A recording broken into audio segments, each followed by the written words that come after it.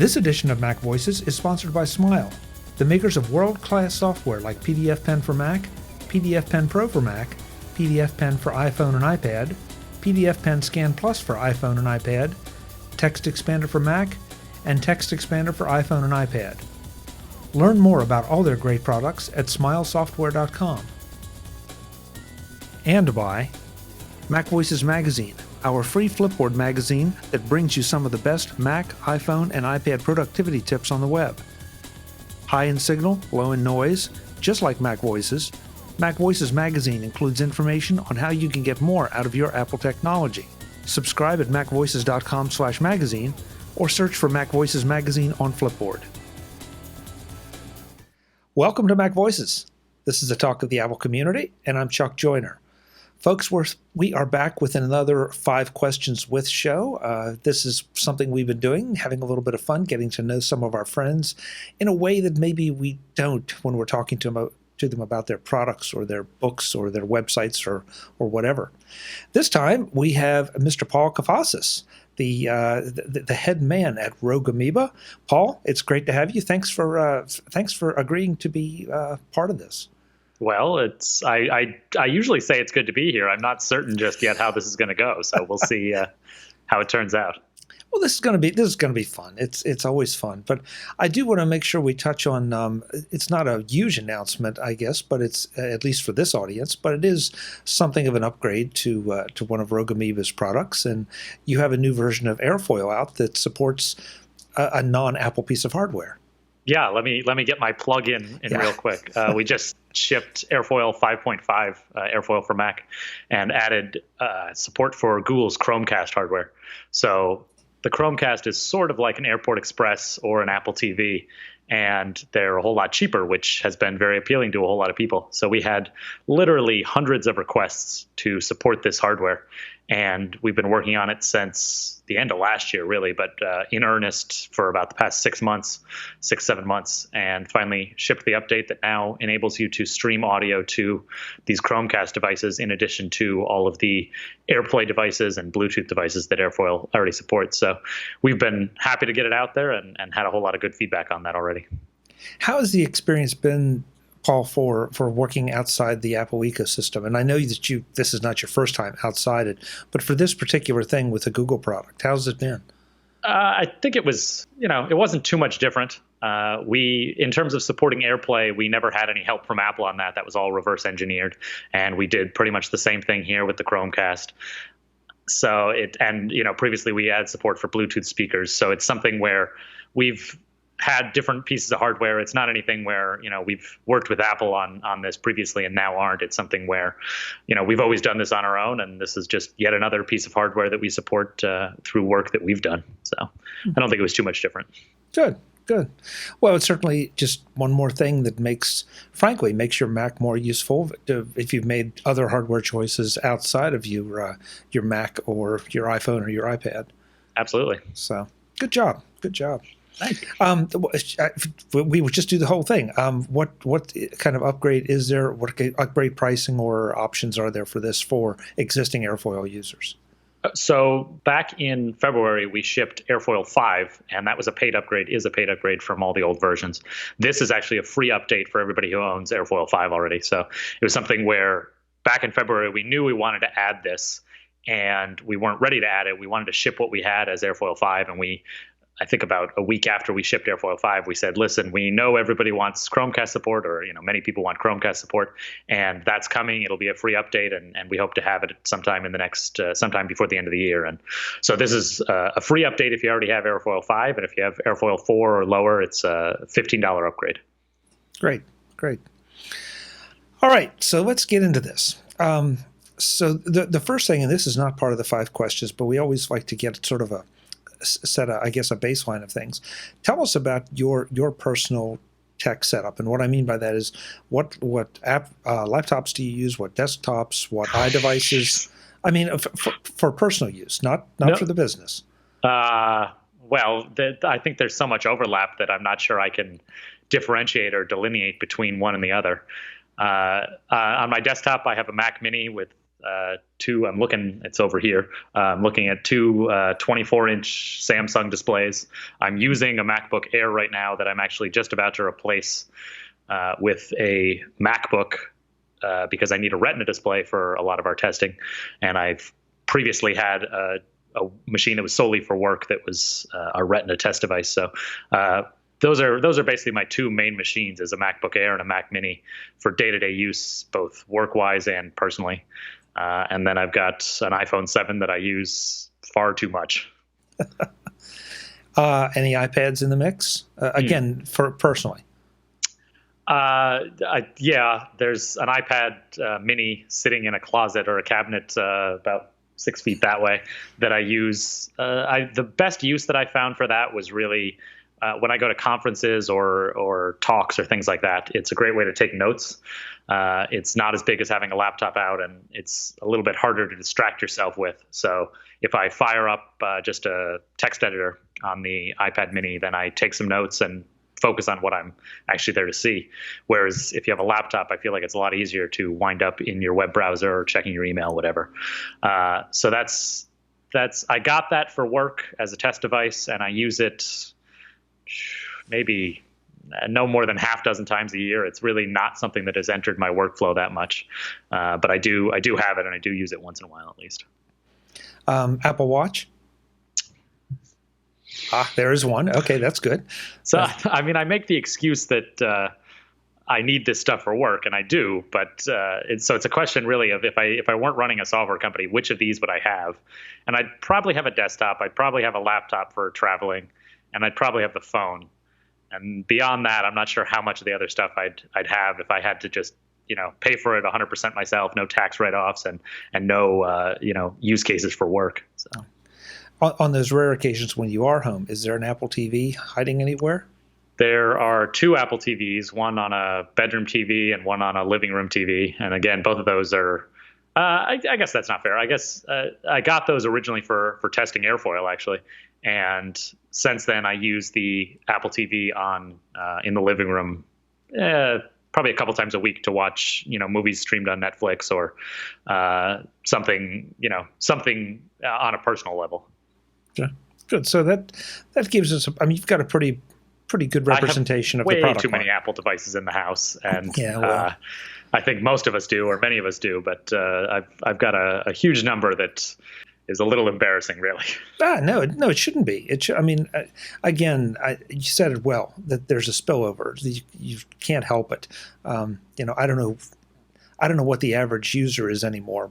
Right. It's certainly not you or me, but one device leads to the next, right, to an upgrade, and you go. Okay, so question number one. Given that you guys are really an audio company, talk to me about your audio setup or the way you use audio personally. Where do you listen to your music? How do you listen to your music? What kind of gear do you have at home or in the office or wherever to listen to your music? So it's certainly true that Rogue Amoeba is an audio company, and all of our products, focus on audio. It's not anything we intended to do on day one, but it's sort of one product led to the next, and we had an audio recorder, so we made an audio editor, and so we wound up with this suite of tools for using audio. As far as my own setup, though, I am not. The term is audiophile. I enjoy listening to music. I listen to a lot of music, but I don't have a $10,000 setup with top-notch speakers and things like that. Probably most of the music listening I do is, with an iPod Shuffle and a pair of sweat-proof headphones for when I run. And I run, about 40 to 50 miles a week usually. And so that's, hours and hours of music listening that I do I'm trying to think when that Shuffle is from. It's got to be at least a couple years old. The iPod, it's the latest one, but I think it's at least 2 or 3 years old. So that's obviously not any sort of high-end audio setup in terms of listening to music. I've got, I'm just looking in the office right now, and I can see about a half dozen ways I could be listening to music, whether it's Bluetooth speakers, a Chromecast that I have set up here, the iPhone itself, headphones with the iPhone, the two Macs that I'm looking at. So I've got dozens of ways that I can listen to audio, but probably the shuffle is probably the number one way. And then the iPhone itself, if I'm traveling, in the car, I have a setup so I can plug it in, or commuting on the subway or something like that, I have headphones that go with it. So it's sort of, it doesn't go with what at least some people might think of our company as far as, high-end audio. But then again, I think a lot of our tools are geared more at somebody who's a little bit more like me, where they listen to music on their phone, or, don't have headphones that cost thousands of dollars. They have, a $50 pair of headphones, or, a $100 pair of headphones, which I think is a lot more common. I have to tell you, that was the question I was most anxious to hear you answer, because I don't perceive you to be an audiophile guy. You seem to have more of a technical interest in the audio. So I was curious to see which direction you went and if I was right or not. Well, I mean, we certainly, we want to have the highest quality audio recordings we can give you, and our audio editor is lossless, so you never lose audio quality that way. And there's no reason not to do those things if you can do them. But you're right. Like I said, I'm not spending thousands upon thousands of dollars on audio equipment, because it's not something that I feel is necessary for me. Okay. Very good. Very good. All right. So that's one. So number two, I'm going to bounce you around a little bit. You have an Apple Watch. Is it Series 1, Series 2? I guess it's technically Series 0, Series right? 0, Series yeah, okay. 1 is the new name for the slightly updated old one. Right. So yeah, it's the original Apple Watch from a year and a half ago. Okay. So what one or two things do you use your Apple Watch the most for? Are there apps, or is it communication, or what? Well, apps barely launch on this thing, so it's not apps, I can tell you that. I mean, I was looking forward to the watchOS 3 update, and it's slightly better as far as launching apps, but I think if I look at it, I've got probably about 2 or 3 third-party apps on here, and I really just don't use them. No, it's absolutely two things, and it's two things that I was doing previously with other devices. It's notifications and it's fitness tracking. So, I had a Fitbit before this, and I had one of the Jawbone ups, and I've had fitness trackers for years. And it was nice to go from having a fitness tracker plus a watch. I did wear a watch for pretty much my whole life, to having just the watch. And then notifications. Previously, there is still a smartwatch called the Pebble, and that was sort of the first popular smartwatch. It certainly didn't get anywhere near as big as the Apple Watch, definitely not in terms of publicity, but it was a Kickstarter project that made, I think, like $10 million, and they've done a couple Kickstarters since then for new versions, and it's certainly one of the first smartwatches that broke through it all. And it was clunky, and it was a little ugly, and it wasn't a great device, but it showed me how valuable it was to have notifications on my wrist, and to, if anything, sort of reduce the amount of time that I'm using that iPhone, which is, like I said, too much. I've winnowed down how much the phone can notify me. So it's only text messages. It's only emails from what are called VIPs. It's a setting in Mail. And so, if I get a work email from one of my colleagues, if I get an email from my mom, something like that, it comes through to my phone and to my watch. If I get a text message, it comes through the watch. If I get pretty much anything else, it doesn't bother me on the watch. So I don't need to know about it, and I'll see that eventually. So having this sort of easy way to glance at something and just say, okay, there's an email, and I can see the first line of it, and I can look at that later. I don't need to pull my phone out, or, I'm getting directions somewhere.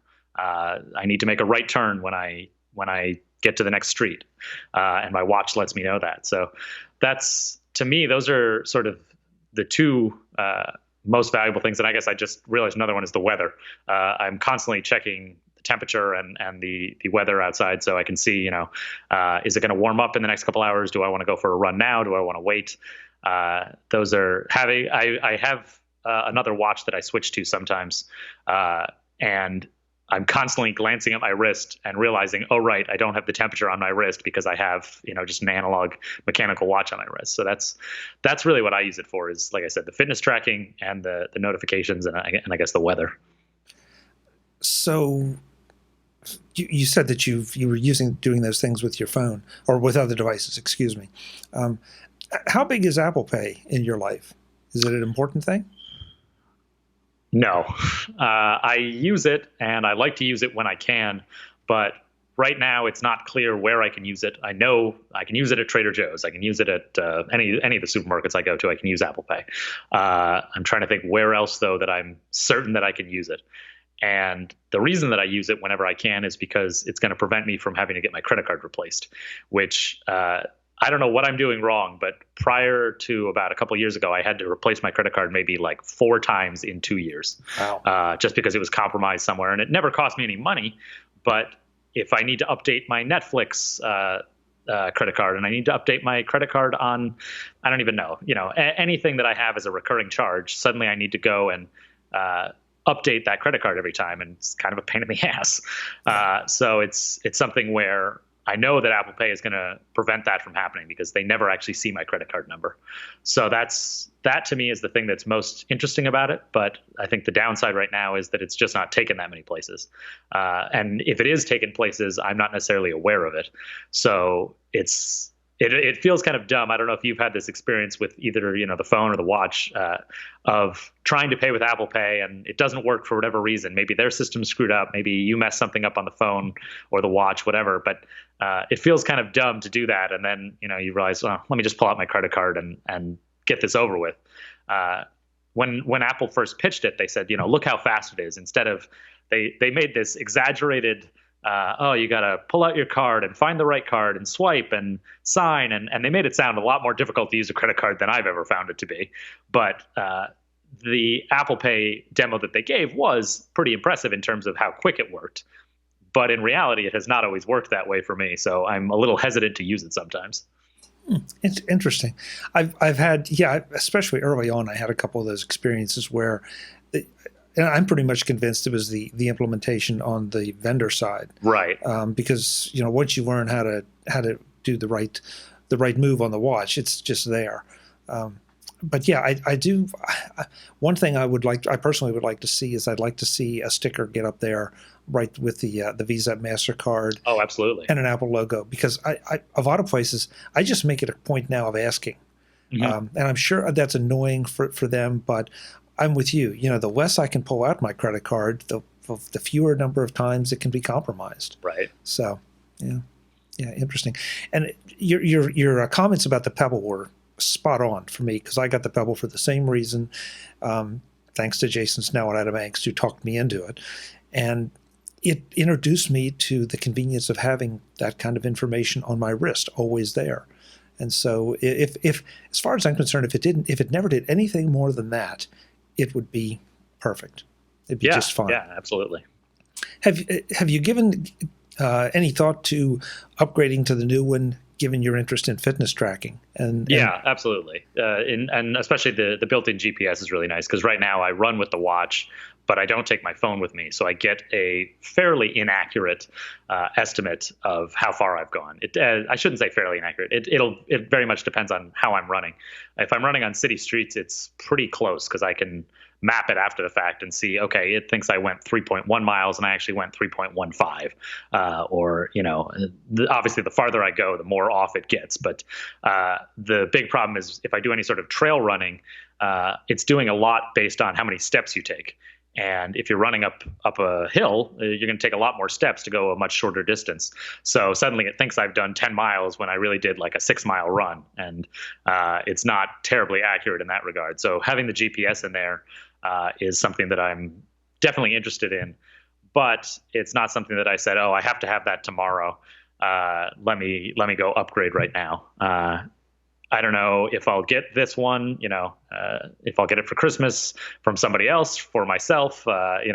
It's certainly on my list of things to consider, but it's not something where this was so obviously lacking in something that I had to have it today. The GPS is obviously the big thing that I'm interested to get, but I don't need it so badly that I have to have it. Today's edition of Mac Voices is sponsored by Smile, the makers of world-class software. Software like PDF Pen, available in various flavors for Mac and iOS, PDF Pen Scan Plus for iOS, and Text Expander for Mac and iOS. Get all the details at smilesoftware.com. Are you among the many Apple users who find themselves doing more and more on your iPhone and iPad? Smile has you covered with iOS versions of their productivity apps so that you get the Smile experience no matter what Apple hardware is at your fingertips. Text Expander for iPhone and iPad delivers powerful text expansion in the form of an iOS keyboard. Dropbox or Text Expander syncing makes sure that all the snippets you carefully created for your desktop Mac are also available, and because it's a keyboard, it works in virtually any iOS app. PDF Pen for iPhone and iPad boasts the drawing, highlighting, and text correction you would expect, along with form signatures and completion, object resizing, and more. Dropbox Storage and Sync makes sure that when you get back to your Mac, all your work will be available, ready for the next step. PDF Pen for iOS even features palm rejection and support for Bluetooth pens like Apple's Pencil. But we're not done yet. PDF Pen Scan Plus puts a scanner in your iPhone or iPad, so the power to capture, edit, and even run optical character recognition on those scans is in the palm of your hand. Documents can then be synced with a variety of cloud services for safekeeping and access from your desktop. All that makes Smile software just as important on your iPhone and iPad as it is on your Mac. Which is really no surprise, since that's exactly what you would expect from Smile, the makers of world-class software. Find Text Expander for iPhone and iPad, PDF Pen for iPhone and iPad, and PDF Pen Scan Plus all on the iOS App Store, or visit smilesoftware.com for more information on all of the essential Smile products. That's Smile at smilesoftware.com. Productivity apps for all of your Apple devices. Thanks to Smile for their ongoing support of MacVoices. Good. Question number 3, and you answered this already, so I'm going to... That was like 4 other questions. Well, You're getting so many extras. Those are follow-up questions and clarifications. All right. So you've already answered question number 3, so I'm going to twist it a little bit. You said that you use Mail as your mail client. Okay. So I'm going to ask you why. Have you looked at any of the other mail clients, or is it just because it's the default Apple client and it's good enough for what you do? That answer is correct. It is the default client, and it is good enough for what I do, and I don't feel that I'm missing anything. That is not necessarily the reason that I use it, or that's only part of the reason. Years ago, I used a client called PowerMail, which is still around, but I switched from POP to IMAP, and probably people know this, but POP means you're downloading all your email at once. IMAP, your email lives on a server and you just get a copy of it. So I really liked that once I had 2 devices, 2 different Macs, because I wanted to have my email in both places and not ever have to think, oh, that message is on a different computer. So when I switched to IMAP is when I switched to using Mail. And I'm not even sure if PowerMail does IMAP now. I think it does, but I think at the time it didn't, or it didn't do it as well as I needed it to. I didn't trust it. So that was really what drove me to switch to Mail. And I've been pretty happy with that switch because I use it on my iPhone. I use it on all the Macs that I have. I use it even on that iPad that I almost never use. And I just set it up once. And then when I load it up, it churns a bunch and downloads the latest messages. And I have what I need pretty much anywhere that I go. So I even use Mail on the phone, which I think is one place where a lot of people might use a third-party client more so than on the Mac. There are some clients on the Mac as well, but I think on the phone they're more popular. The big reason to not use any of those is that I don't use Gmail. I run an IMAP server, our company runs an IMAP server, and that's where all my mail sits. So a lot of the third-party mail clients are not email clients, they're Gmail clients. And Gmail is, I don't even know the number, who knows what it is? I'm sure you can look it up, but 75% of email users are using Gmail, or, some huge swath of especially technical, nerdy email users like I am are using Gmail. And so when people make this third-party client, they say, oh, yeah, it works with Gmail. And that covers so many people that they don't actually finish it and make it a proper IMAP client. So there's oftentimes I've seen these third-party clients and I've said, oh, that looks interesting. It does things a little bit differently and maybe I'd be interested to try it. And come to find out I can't because it doesn't actually support just plain vanilla IMAP. And a lot of times eventually they add support or, whatever, but it's never been something that has been, here's a client that works with what your setup is and it's obviously better. So to me, it's something where, as you said, Mail is the default and it works.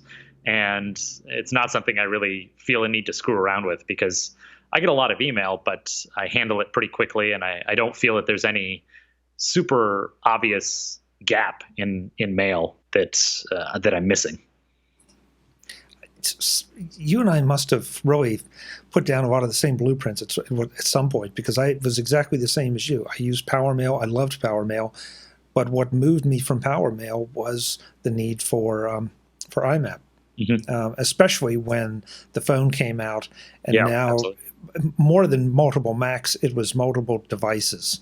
And the email that I need that's sitting over on the Mac and it's not on my phone is not doing me any good. Absolutely. So yeah, and your explanation of Gmail is good, because that's what I went to. I kind of skipped over the mail client. So, and it is. Do you think email's dead, Paul? The way some people believe it? Not by my count. No, I don't. First of all, everyone seems to want to declare everything dead. RSS is dead, and email is dead, and podcasting was dead for a while, and now it's big. Yeah. And I think a whole lot of stuff experiences a surge with technical people, and then the excitement wears off, and then everybody else discovers it, and it's more popular user base wise than ever, but the technical people are no longer interested in it, so it's dead. And I don't know. I use email every single day. I use RSS every single day, and these technologies might not be exciting anymore. They might not be the hot new thing anymore, but I think they're still pretty useful. I don't know. I think even Slack. We use Slack inside of our company, and if people don't know what Slack is, it's basically a chat app for businesses and for groups, so that you can talk with other people online. And I think they might have even pitched themselves as an email killer and a way to reduce email within your company. So people are sending hundreds of emails to their coworkers right across the hall and blah, blah, blah. And this is a way to avoid having to do that. And that, to me, is that's a good thing. But I don't view that as an email killer. It's an email reduction tool, which obviously doesn't sound nearly as sexy. But it's it doesn't make sense to me that I'm going to use Slack with my mom or, with all sorts of other people. I use it inside of work, and we do send fewer emails now, and that's great. But that doesn't mean it actually killed email. It just means it's sort of added on to email, or works alongside email, and I use it more for some things, and now I need email a little bit less for certain things. But I think saying pretty much any technology is dead is silly. I mean, the compact discs should be dead, but you're still shipping albums on CDs, even as you're shipping them in the iTunes Music Store and Amazon and everything else. These things take forever to actually disappear. And dead is a word that sounds like, oh, like that, it's gone. And it just doesn't happen that way. Yeah, agreed. It's just, especially since you use mail and the way you were describing how you use email in general was interesting. Okay, so now we're up to number 4. I know part of this, but I don't know all of it. What social networks do you personally use? And when I say use, I mean, do you pay attention? Do you look at? Do you post to? Okay. However you define your use of social networks. Okay. So I guess there's 2 and then a third. It's basically Instagram and Twitter. And then I'm on Facebook, but I pay no attention to it. And I don't post to it. I post, I have a personal website that I write called 1 Foot Tsunami. And maybe once every month or two, I'll write something that I really want to get out there more than just to the few thousand people that read the site. And I'll post that to Facebook. And just as sort of a write-only medium, I use Facebook. So every once in a while, I'll say, here's something I think is worth paying attention to. And the people that are friends with me there will see it that way. But I'm trying to think what number we were, but when I was in college, we were in the first about 12 schools that got Facebook. So it was at Harvard first, wow, all by itself. And then it was at, another couple, and then it was at about 8 more. I think we were in the first 12 that got it, and it spread like wildfire. This is it's gotta be 2004. And it was huge, and everybody was on it. And, at the time you could only be on it if you were in college and at specific colleges, and they gradually expanded that. And now obviously, 10, 12 years later, anyone can be on it. And, so it's not this exclusive thing that was so interesting at the time. And now it's a whole lot of stuff that every once in a while I'll look at it, and, I can't make heads or tails of why I'm seeing what I'm seeing. So I know that that I follow these people or that I'm friends with these people on Facebook, but there's no order. There's no sensible order. It's Facebook's newsfeed algorithm, and they choose what to show you. And they've optimized the heck out of that such that it shows all sorts of things that you'd be interested in. But what I would like to see is, the 10 most recent posts from my friends that just, are in chronological order so that I can look at them. And then if I come back the next day, I can look at the next 10 and know where I was. Whereas if I reload Facebook 3 times, I'm going to get 3 completely different feeds, and I'm not going to be able to figure out what the heck's going on. So I have no interest in Facebook really in terms of reading or viewing information. I use Twitter that way in terms of I have a chronological timeline, and I follow a very small number of people, so I can read everything that they post, and I get a few links to I get a few links to interesting news stories. I get a couple funny jokes. I get maybe a picture or two of something interesting, and then I'm done. So that's one that I've been on for almost 10 years, next month, or 10 years in December. And I've met a whole lot of people that way, made a whole lot of friends that way. Early on in 2007, 2008, there was a community of much smaller community of nerds on Twitter, cracking jokes and trying to make each other laugh. And that was a great way to sort of get introduced to it. And that's sort of still how I use Twitter. I know Twitter is used by 100 different people, 100 different ways, which I think is sort of interesting, but I'm still able to use it the way that I did 10 years ago and still enjoy it. And then the last one that I mentioned was Instagram. And that's one where I have never been, a photographer or anything like that, but I like to be able to keep a chronicle of things that happen. So maybe I limit myself to 1 or 2 posts a day on there. But if I'm out and about and I see something interesting or funny or weird, I'll take a photo of it. I was recently traveling in Iceland for a couple weeks, and Iceland is just gorgeous. And there was everywhere I looked, there was something that was worth posting a photo of. So I actually upped my limit there to 3 photos a day. But that was something where I can look back at that and I can see these, 40 or so photos of the vacation that I took. And if anything, it's just for me. And hopefully other people enjoy those photos. And, I can see sometimes that they do, and I can see, comments that they have or questions that they have. And that's enjoyable enough. But for me, it's almost just something that I do for myself. And if somebody else enjoys it as well, then so much the better. That one blew me away. When you said Instagram, because I don't think in all the times we've never talked photography, didn't even know that you had any interest in that area, but you're almost using that as a life blogging kind of thing. A little bit, yeah. I mean, I don't make a point to every single day post something or, I went to this fantastic place, I have to take a picture. It's more, if I am doing something that I think is interesting and I want to have a memory of it, then I will take a photo and probably post it to Instagram. But it's not something where I don't pressure myself with it in any way. I don't think, I have to be posting every single day, or I have to have something today. I haven't posted yet. But to me, the thing that's interesting about it are the constraints. So I only post photos that I took with my iPhone. And so over time, I've been doing it for, I have to look, but 4 or 5 years, maybe even a little more. The photos have gotten better just because the camera's gotten better. Hopefully they've gotten better because I've learned a little bit more about, framing and this will make a good photo. And hopefully I've learned a little bit over time, but just having a better camera everywhere I go every year or every couple of years when I update my iPhone has improved things.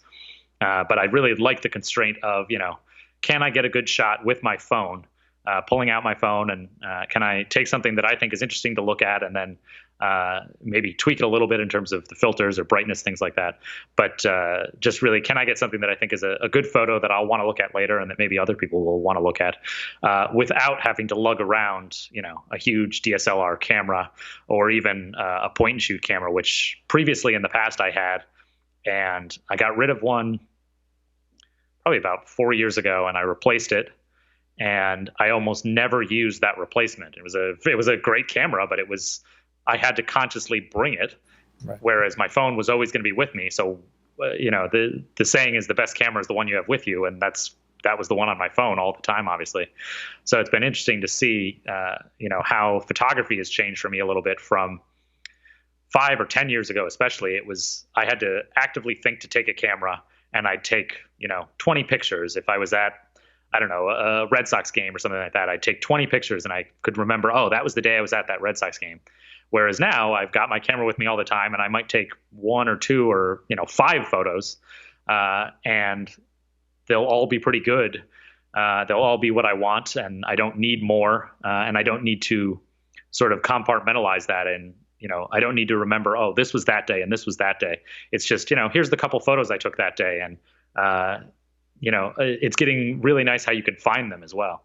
So I don't know how much you've used the new photos, but I just did a search the other day for, I was trying to find a party that I'd been at, and I searched the word beer, and the intelligent search and filter that it has finds, every can of beer that's in somebody's hand in a photo. And it's pretty incredible when it works. It's not phenomenal. There's plenty of search terms it won't find or things like that. But if you have an idea of a specific photo that you're looking for and you can name something that's in it, it'll probably find it for you. So I don't need to have what I used to have, which was hundreds of albums that said, this is this day, and this was this party that I went to, and this was, so-and-so's wedding or whatever. Now it's a lot easier to search, faces and objects and places and locations. So it's been interesting to see how I've sort of gone off on a tangent here, but it's been interesting to see how the phone as camera has impacted the way that I take photos. And then Instagram is sort of an offshoot of that, or an outcropping from that. Yeah, and I guess I've always been just a little intimidated by Instagram, because I go on there and I tend to follow people like Derek Story, and he's like a professional photographer. Well, yeah, and that's it. And I look at all this gorgeous stuff, and I think, I can't compete with this, so I'm just not going to do it. But your approach is really intriguing to me, and I may try to adopt it as just a little more of a sharing tool. I mean, we're right back to what you were saying about Facebook. It depends on how you want to use these things, and your approach really does intrigue me as something workable, appealable. How you did mention the filters. Do you spend much time tweaking them, or is it just more the built-in filters and go? No. Well, when I was in Iceland, I actually specifically tried to use no filters, because that was all about natural landscapes and things like that. And it's a little disingenuous to say, like, look at how crazy these colors are, when they're not really that color. That's not what you saw with your eye. But in terms of an average photo, I think it's much more trying to make something pop a little bit. So if I need to adjust the brightness or the contrast, some of the filters do way too much. So actually, I often use a filter but tone it way down.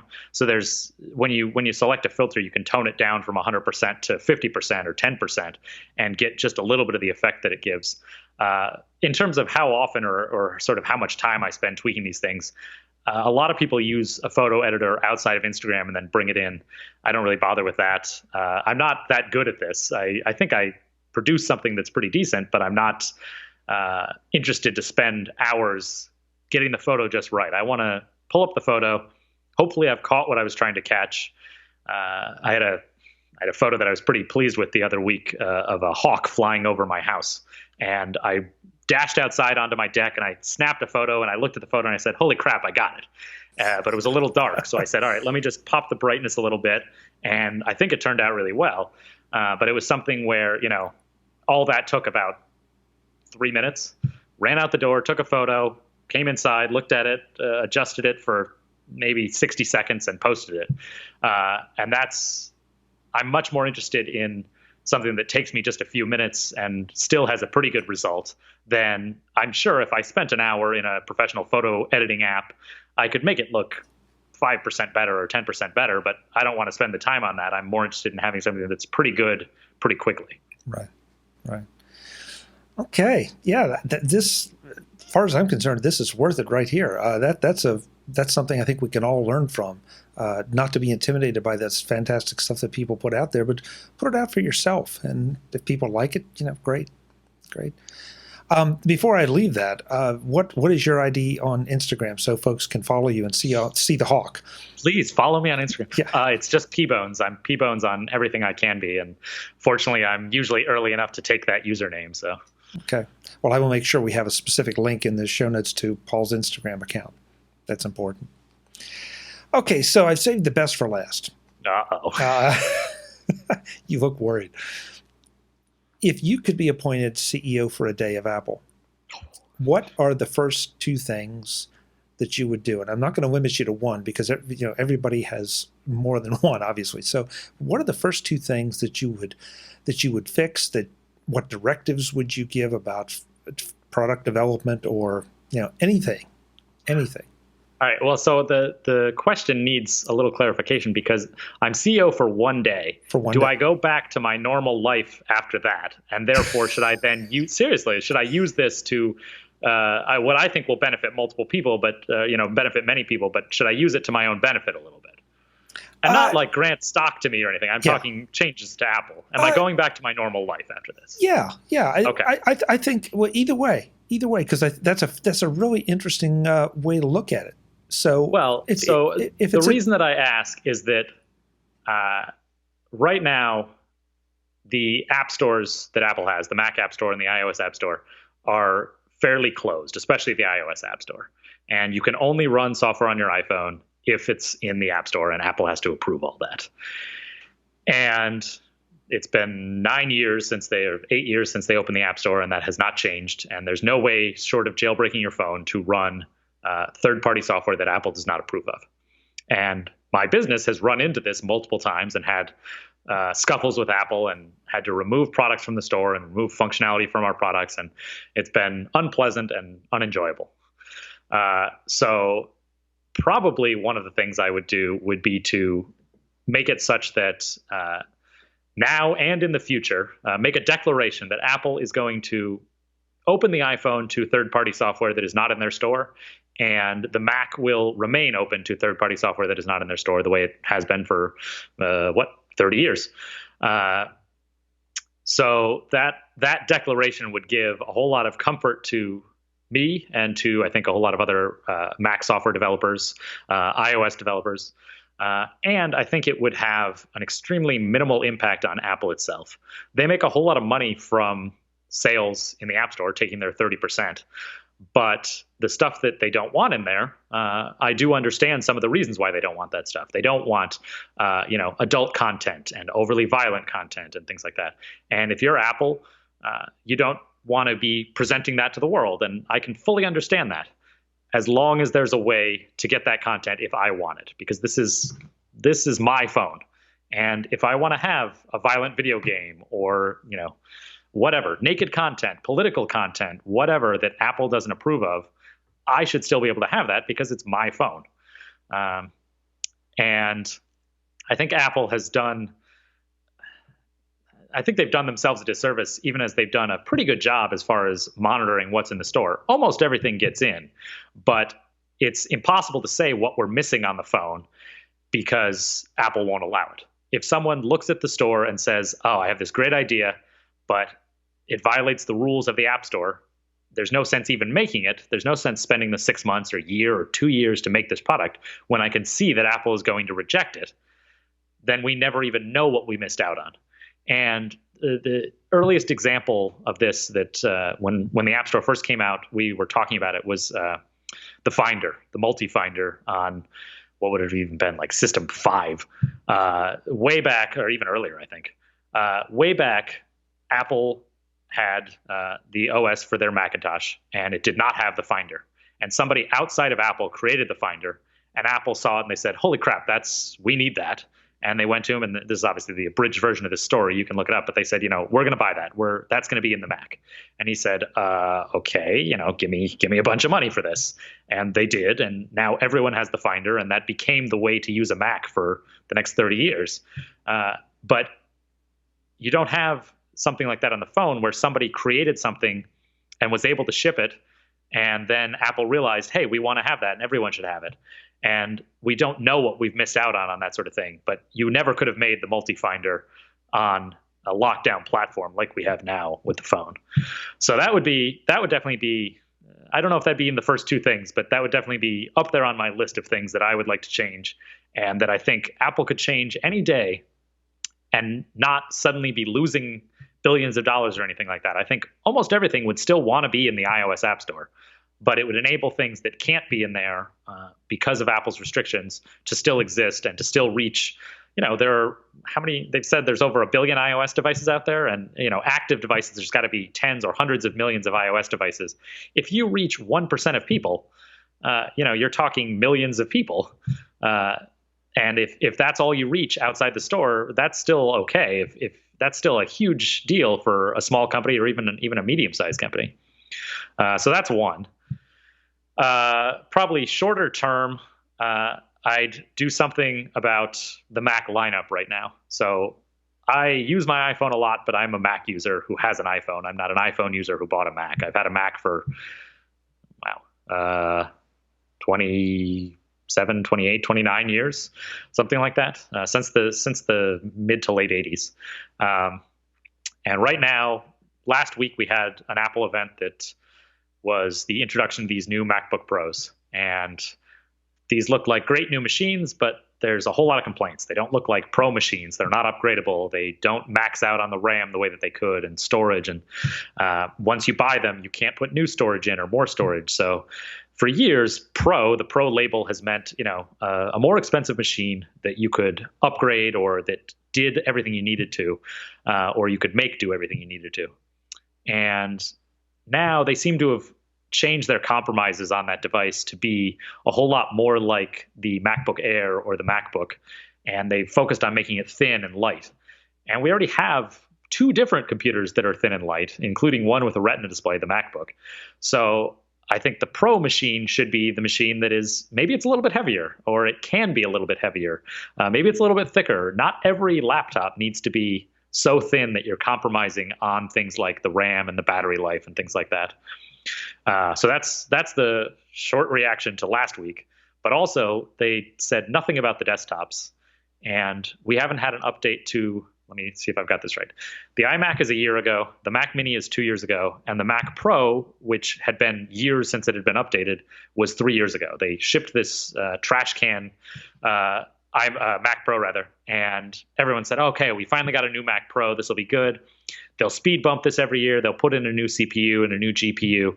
And then 3.5 years later, we have not even had a speed bump to that. And that is extremely concerning as a user, but I can see, okay, I can probably find a Mac that I want as a user. But as a business person running a company that makes Mac software, if the hardware line falters and doesn't get updated and people stop buying Macs or slow down their purchase of Macs, that is going to affect my business. And I obviously just don't want that to happen. I want to be able to use a Mac for, I don't know, hopefully the rest of my life, but certainly for years to come.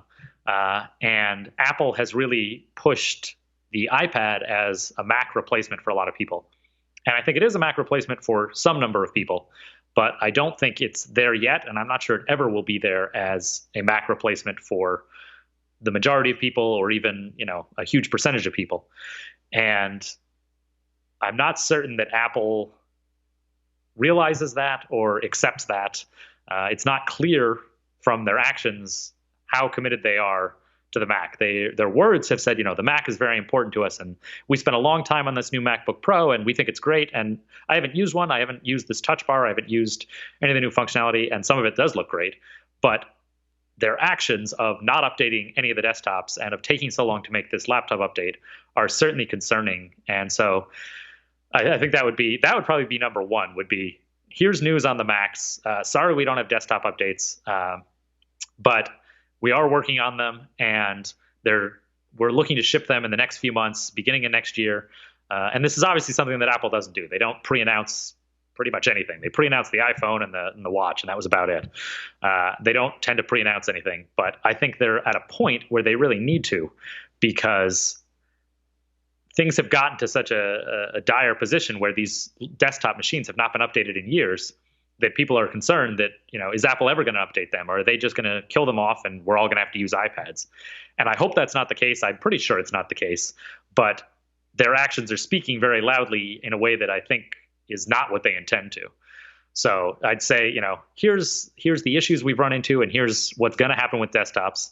And, we are committed to the Mac, and you will see new Macs soon and for years to come. And I'd say, in addition, the app stores are open.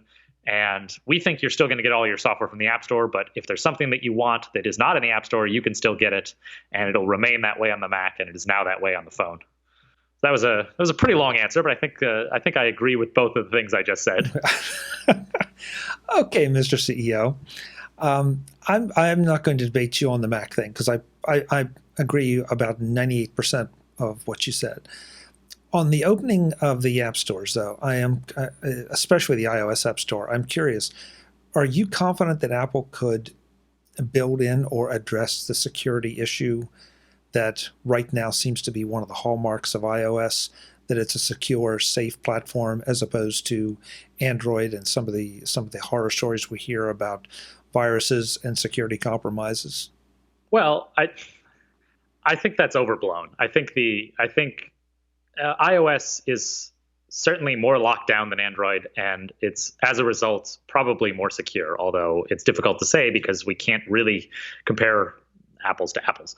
We're comparing two things that aren't equal, and so but even if we assume, let's say we accept the premise that iOS is currently more secure than Android, and if we open iOS up, it's potentially going to be less secure than it is now, and even as insecure as we think Android is.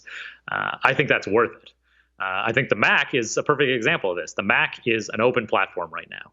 It has been for years, and they've done work to lock it down a little bit in terms of developer ID, where you can set your Mac to only run apps that are signed with a certificate that Apple provides. So just about any developer out there has a developer ID certificate that basically they went to Apple and said, certify me as an official developer.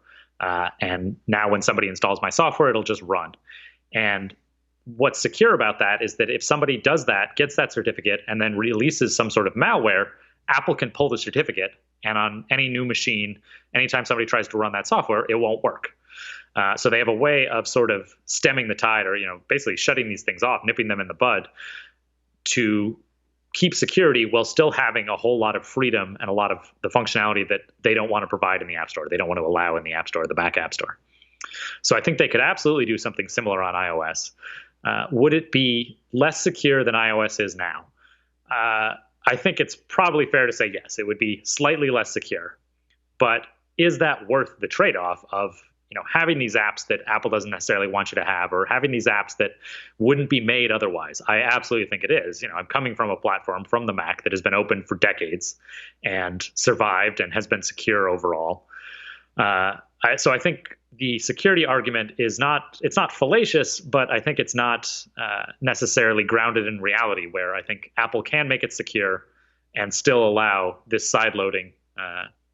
And also, on Android, by default, sideloading isn't allowed. You have to turn it on. So if you think, my mom or my dad, they're in their 60s, they're in their 70s, I don't want them to worry about this. I don't want them to have a compromised experience, potentially an insecure experience. Well, you just leave it on. If that's the default, fine. You leave it on, and they are only able to go to the App Store, and that's fine. But for the people who want to do more, at least having the ability to say, I accept the trade-off. I accept that I am making my device a little less secure, at the benefit being that I can now do what I want with it.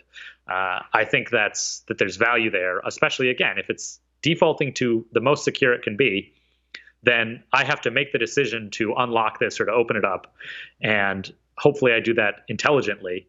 And if I don't do it intelligently, or if people are convinced to do this without necessarily knowing what they're doing, well, you can still do a whole lot to keep the platform secure even when it's open. Okay. It's a question. I mean, in my mind, that's one of the big questions, because Apple's hallmark has become security and privacy. And if you start compromising that, how do you compromise it in an intelligent fashion that doesn't expose your customers and your differentiation, the opportunity to opt into letting that sideloading happen is a fairly decent solution, I would agree. Well, and I think the Mac really points the way on this. I mean, no one is looking at the Mac and thinking, oh, it's so insecure, I can run any software I want, it's crazy, I'm getting viruses everywhere. It doesn't happen. Right. It's still very secure. I mean, again, you could probably say it's a little bit less secure than iOS because you have more access. But by and large, people aren't having issues with it. and you then have the freedom to do a lot of things that you can't do on a lockdown platform. So I think there's certainly a guide as to how to do this, and that Apple is even the one who has made that guide on the Mac platform. And I don't know that we'll ever see what I hope to see. It's been, like I said, it's been 8 years of a lockdown iOS platform, but I still can hope to see it, even if I think it won't come to pass. Yeah. I would love to tell you I think that this interview will influence Apple. I've been beating this drum for 8 years, so I doubt it. Probably not, but it was a good, succinct argument, and it also is an interesting insight, especially given that you are a developer who develops for the Mac and iOS platforms, and the kind of changes you'd like to see. So, what do you say? We go for another 10 questions? I don't think I have 10 more in me. Paul, thank you. This was fun. I have to tell you, every one of these, I've learned something from our guests. I mean, me personally, I've learned something. I definitely learned something about Instagram today and the approach. So, well, there you go. Put a link to your new Instagram in there as well, and we can follow you, and we'll leave positive comments saying, this is a good photo. Don't worry about it. You're not taking. That's the thing. Like you said, don't get intimidated by it. If you're doing it for you and you enjoy it, then whatever else happens, it doesn't matter. Yeah, good. Okay, I said I was going to put you on the couch. You're putting me on the couch. There you go. Wait a minute. This is not good. So we talked about where folks can find you on Twitter and Facebook and everything. The website. Don't find me on Facebook. Don't find you on Facebook. Okay. Well, for those rare posts. The website, of course, is rogueamoeba.com for all the great audio utilities and everything else you do. Thank you so much for being here. It's been fun. Thank you, Chuck. It has been fun. Folks, I'm Chuck Joyner. I really go and check out. I'm going to go check out Paul's Instagram because I'm not following him, and now I want to see at least the hawk, if nothing else. It's a good photo. Yeah. Until the next time, and as always, thanks for watching. Visit MacVoices.com for show notes, links to subscribe, and to connect with Chuck on Twitter, Google+, Facebook, YouTube, Vimeo, SoundCloud, the MacVoices blog, the MacVoices Dispatch, our weekly newsletter, and on MacVoices Magazine, free on Flipboard that helps you do more with your Apple tech. Advertising handled by Backbeat Media at backbeatmedia.com. Bandwidth provided by CacheFly at cachefly.com.